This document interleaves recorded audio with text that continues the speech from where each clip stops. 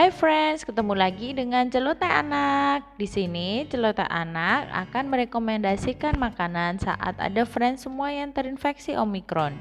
Tentunya penurunan nafsu makan menjadi salah satu keluhan pengidap COVID-19 ini. Apalagi untuk pasien Omikron, ditambah dengan sakit tenggorokan. Hal ini menyebabkan orang yang sudah terinfeksi merasa bingung dalam menentukan jenis makanan, bahkan enggan untuk mengonsumsi makanan tertentu. Nah, berikut rekomendasi beberapa jenis makanan yang baik dikonsumsi saat terinfeksi Omikron ya friends. Yang pertama, puding.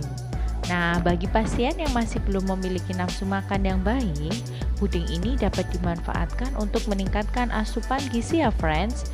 Jenis puding yang diberikan dapat bervariasi seperti puding susu, puding buah, dan puding sayur.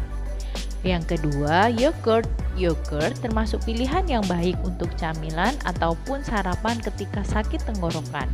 Yogurt ini memiliki tekstur yang dingin dan dapat terasa nyaman saat tenggorokan sakit.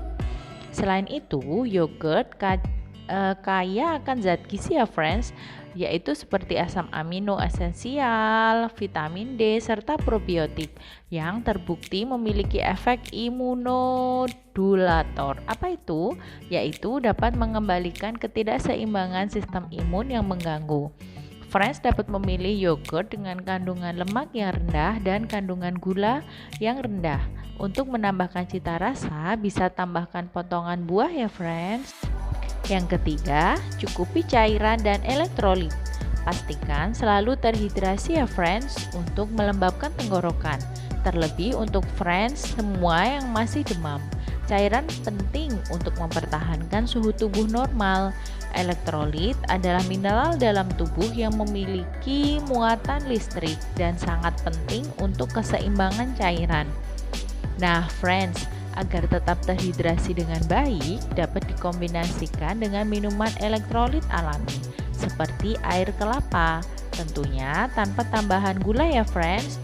Nah, ada good news nih friends, ternyata elektrolit ini juga dapat mencegah dan mengatasi gejala kelelahan yang sering dikeluhkan oleh pasien Omikron. Selanjutnya, sop dan kaldu. Nah, pada umumnya pasien Omikron ini menginginkan makanan yang ringan. Nah, sop ini dapat dibuat dengan kombinasi gizi yang seimbang. Kandungan protein dan serat dalam sop bisa memberi nutrisi pada tubuh.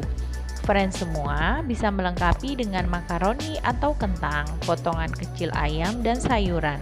Makanlah sop dalam kondisi panas ya friends, karena sup hangat dapat meningkatkan nafsu makan untuk memudahkan menelan. Yang kelima, minuman madu hangat. Berdasarkan banyak penelitian, terbukti bahwa madu ini memiliki efek antioksidan dan antimikroba. Dan menurut literatur ilmiah modern, madu dapat bermanfaat dan memiliki efek perlindungan untuk gangguan saluran pernafasan dan pencernaan.